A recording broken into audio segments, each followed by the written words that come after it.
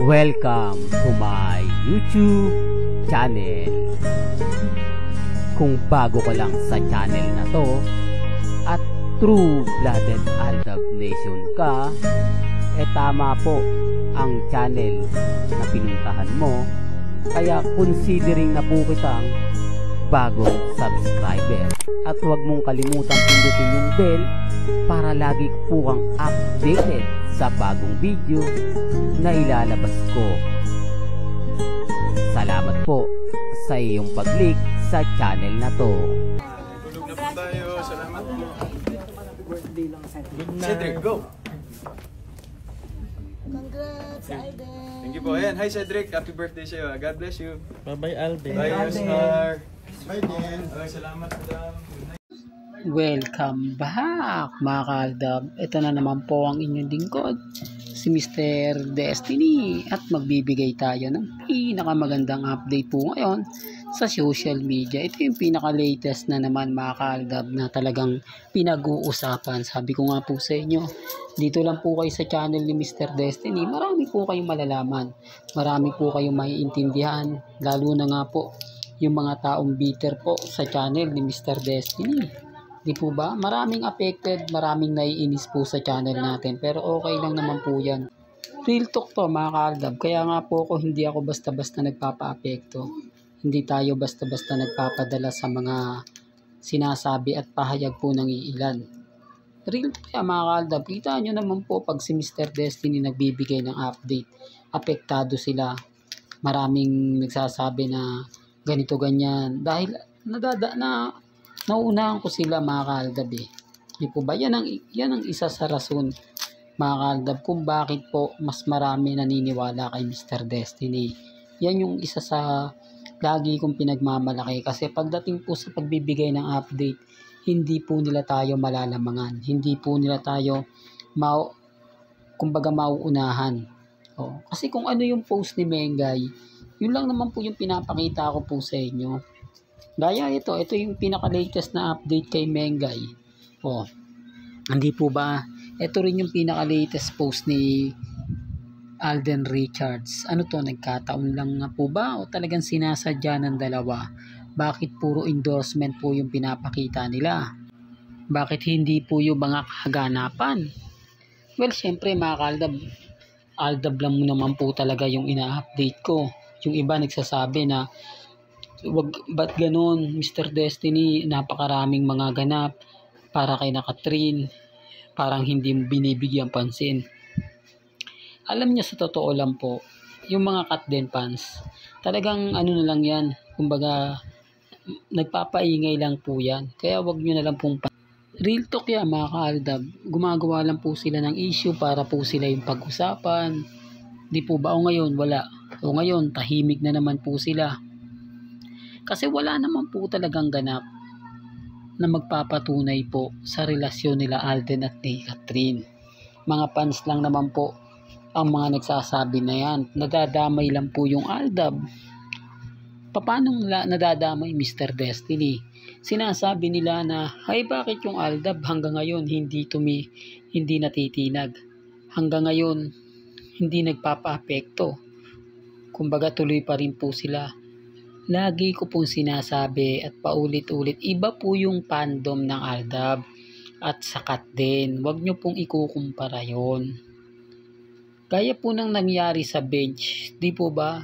Marami nag-react sa akin, marami nagkomento sa akin na tama naman si Mr. Destiny. Kung si Mengay nandiyan, mag-iiba yung aura. Di po ba? Maraming kumbaga magre-react. Pansin nyo dati, di po ba, kay Richard Gutierrez at si Mengay? Sino yung nakapanood nun? Alam ko mga main fanatics lang na nanonood nun, tsaka mga R-main. Mga main fanatics ng mga panahon na yon. Wala pang R-main. Hindi sila pwede mag-comment sa akin ng ganito ganyan kasi nabash po dun si Mengay eh. Kumbaga, ibig kong sabihin, parang hindi welcome si Mengay sa mga kasama niya. Di po ba? Nagkaroon pa nga ng issue yun eh. Pero syempre, tapos na yun.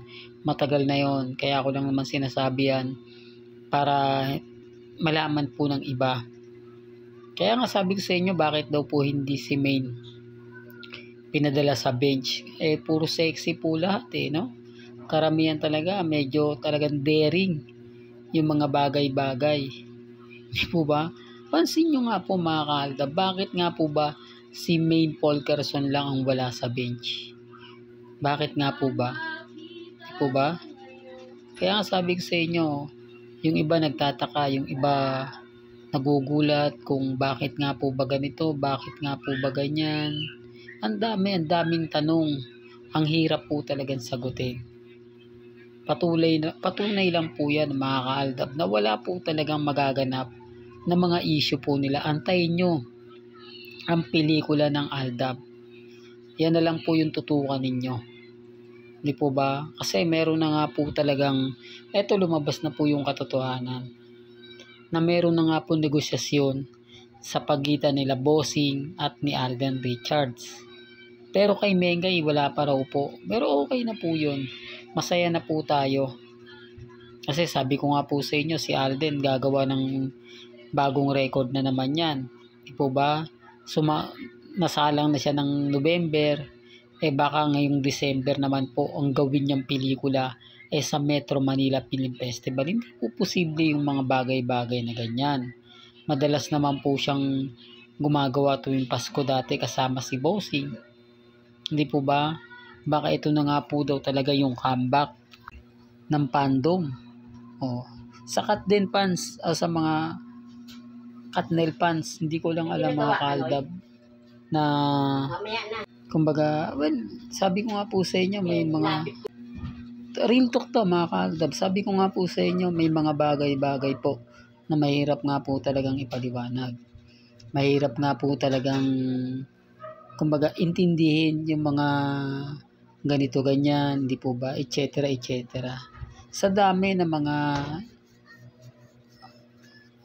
ilang netizen ang nakakapansin, nakakapuna na talagang si Alden hindi na nga po talaga active sa GMA Network. Real talk to mga ka-Aldab.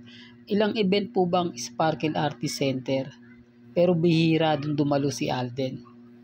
Dadalo siya isang beses lang pag nandun yung mga big boss ng GMA. Pero kung yung mga artista lang, di na po. Di po ba? Siya na nga po, di po ba yung mentor? Kung matatandaan nyo dati, si Alden ang naging mentor, si Johnny Manahan pa nga po, si Mr. M na nga po daw yung nag-react noon mga panahon na yun. Kaya dun sa mga taong nagre-react po na may bagong project si Alden sa GMA, wag po kayo maniniwala doon. Kaya libreng-libre nga po si Alden Richards ngayon sa Metro Manila Film Festival. Medyo mahaba pa po yung panahon Kumbaga kasi baka may mag-react na naman dyan. Ba't ganito, ba't ganyan? Ang layo-layo pa ng December, ikaw talaga Mr. Destiny. Para lang aware kayo. Para lang po malaman ninyo yung buong istorya. Hindi pa naman sigurado. Malay nyo, di po ba magdalawang pelikula si Alden? Ang punto natin doon, baka mauna yung Aldab movie. Tapos gagawa ng pelikula si Bossing at si Alden Richards sa Christmas. Hindi po posible mga sinasabi ko. Kaya nga po naiinis sila sa akin Dahil minsan daw po tumatama yung mga sinasabi ko. Hindi minsan. Madalas. Di po ba? Gaya nga po ng pag-alis. Ulitin ko lang po. Gaya nga po ng pag-alis ni Alden Richards papuntang ibang bansa. Di po ba? Papuntang Canada para sa shooting ng Hello Love Again. Tapos si Mengay saan pumunta? Sa Europe. Common sense na lang po. Sinabi ko po yan na pag-alis ni Alden, mawawala rin si Mengay.